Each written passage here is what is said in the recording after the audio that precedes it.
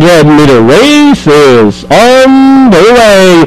Runner number 9, Mihaw draws for your lead. Cat May right behind in second. Team Man moving up party outside. Then followed by 3A, Baby Dugo. Moving up in between runners is entry number 7, Wild Storm. Banori inside is Shine Again as they race towards the half mile pole.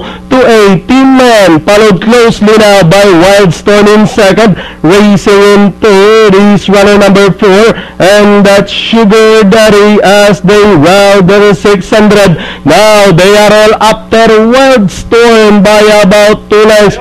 2A, Team Man is right behind in second.